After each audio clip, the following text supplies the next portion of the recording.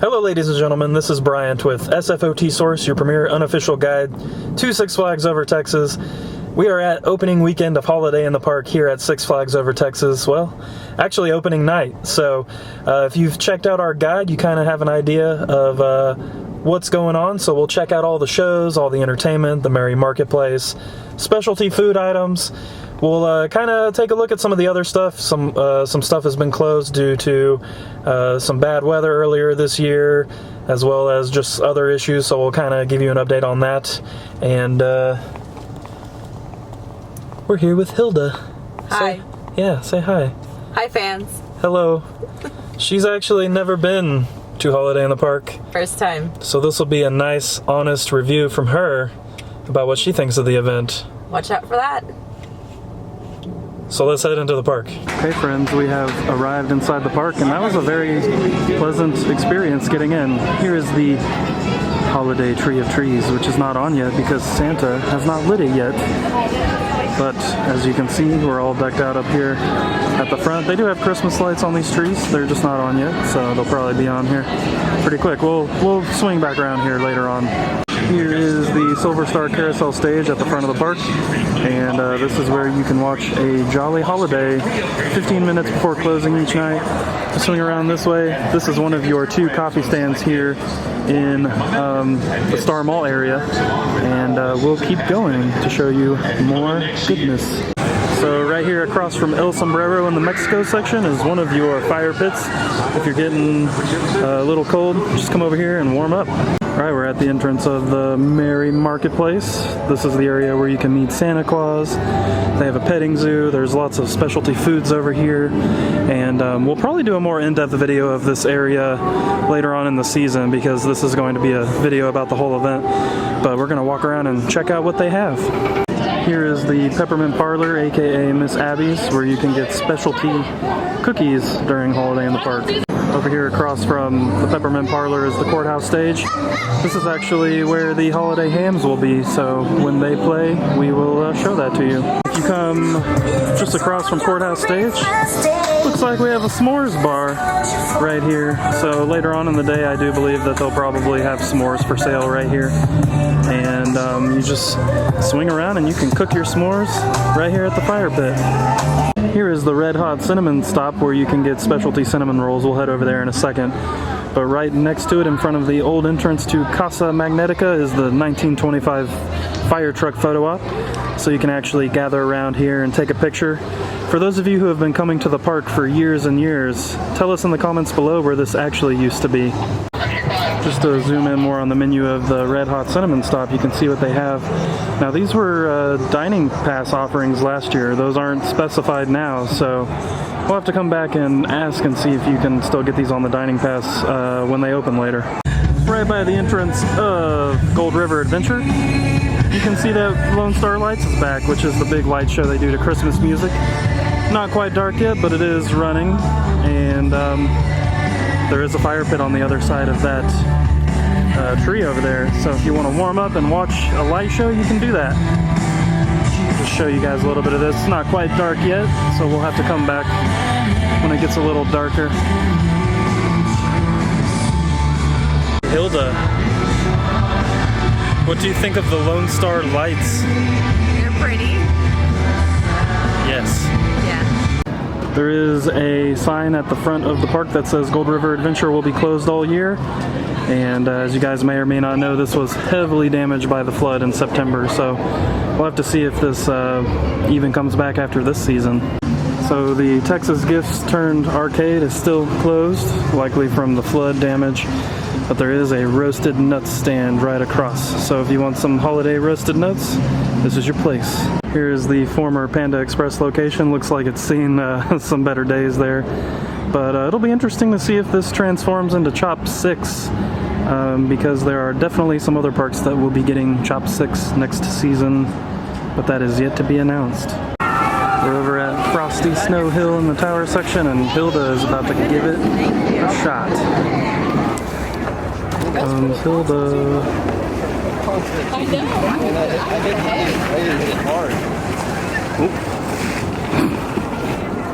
Hilda, how was your Frosty Snow Hill experience? Thrilling. And then I couldn't get up because I'm weird with things. Just to give you guys a reference of where Frosty Snow Hill is, here is the oil derrick. You come over the railroad tracks here like you're going to Shockwave and go-karts, except don't go that way. Go like you're coming over to the Music Mill Amphitheater, and it's just right up this way. I bet you guys thought we were done with Ladder Watch 2018, but don't you worry. We're right here at Texas Arena, and we have a culprit. For those of you curious, Oliver's Tavern is still closed. This is where you can get the cheesesteaks right here by Superman Tower of Power. And like we said, we suspect that this was destroyed by the flood in September, and it looks like they haven't gotten things repaired yet. So I wouldn't be surprised if this is closed the rest of the year. We did a little backtracking. We're in the Old South section because we're on a search for that bread bowl and soup, but I'm happy to announce that Runaway Mountain's back open. So if you guys were missing it, they have repaired Runaway Mountain, and it is good to go. We are over here in Old South, and this is the former Cold Stone location, which is actually the new Cozy Cafe. So Texas Taco Bar, which is down that way, remains Texas Taco Bar, so you can enjoy those new food offerings. And this is actually where you come now to get your loaded baked potato or soup in a bread bowl. This is right across from Primo's Pizzeria.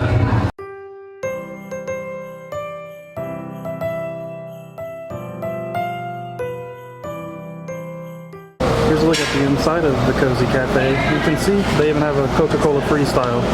There are a few chairs to sit in here. The soup was delicious, by the way. The bread bowl was very fresh, and you do have some seating options out here and also around the other side. I'm going to show you guys the menu so you can get a better idea of everything that's included.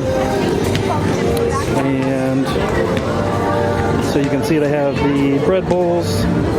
You can just get the regular soup bowl. You can see all this is on the dining pass. And there is a $3 upcharge if you want to do a bread bowl, but I thought it was worth it. You can see all of the options. You can also purchase and get the holiday mugs refilled here, so when it's a little bit colder, you have some good hot drink to drink. So right across from the Crazy Horse Saloon, which is also Santa's Outpost, is the petting zoo. And they actually moved into this old arcade area. And as you can see, today is Invisible Animal Day, but I guarantee you that on some days there are real animals that are not invisible. But you probably have to come on a weekend day and not on a Friday.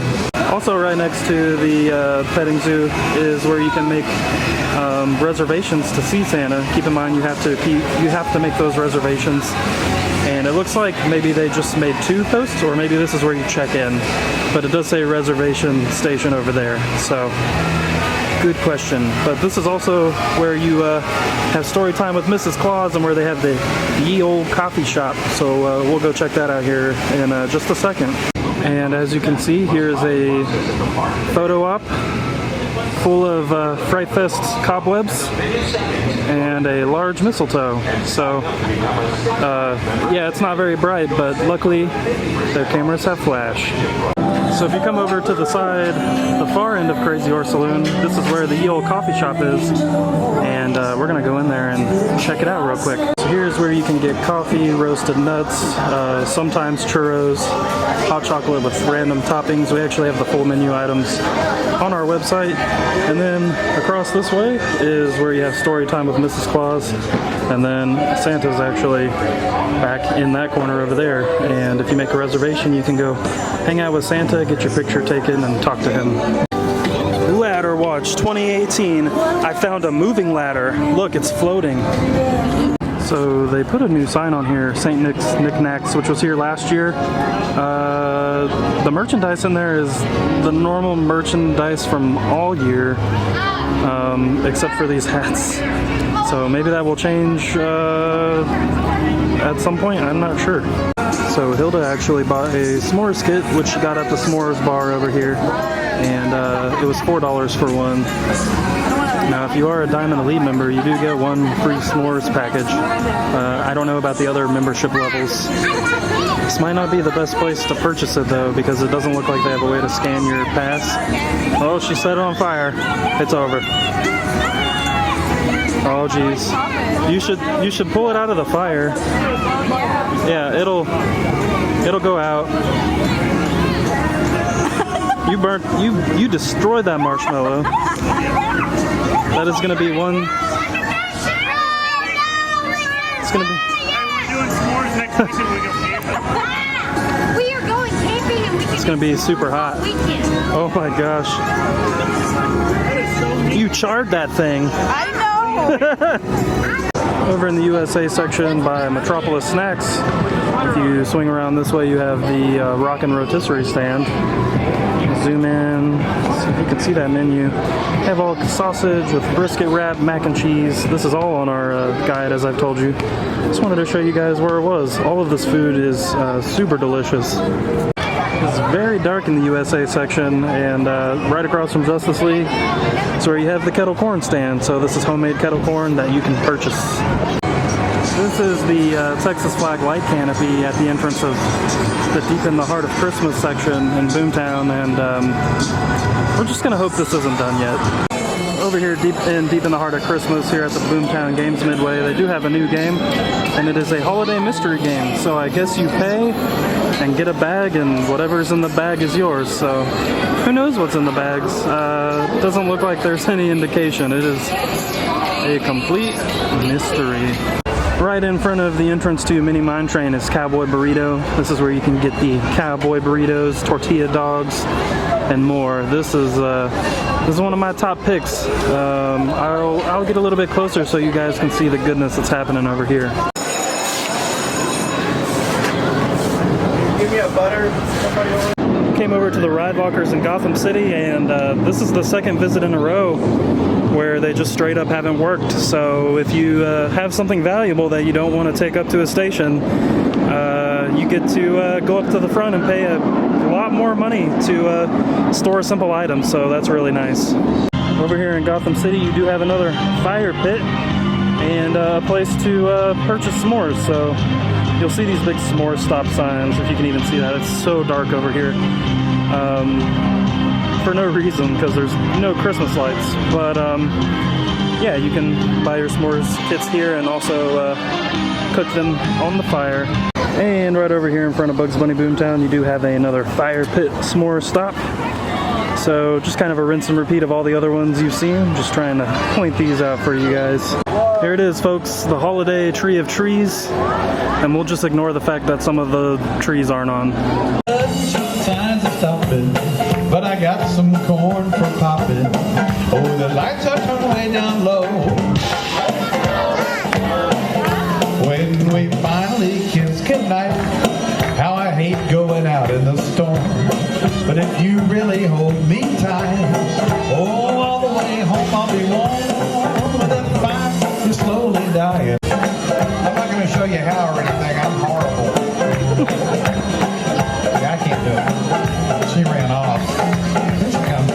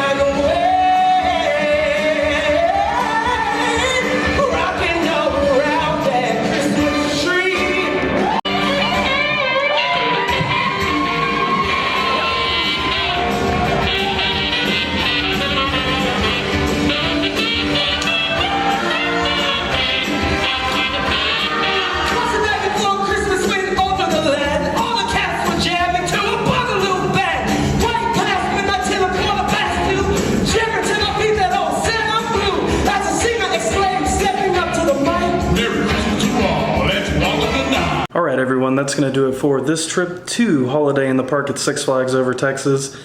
Really kind of a bizarre trip, or I should say visit.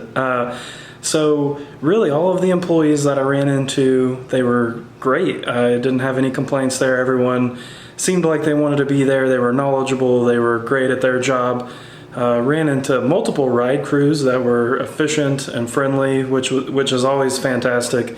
Makes the visit much better. As far as the Merry Marketplace, that looks just as great as last year. There's a few really weird things that I'm not going to nitpick in the Merry Marketplace, but overall, looks great. The food that we had was fresh. That kind of brings us to the bizarre part of this trip.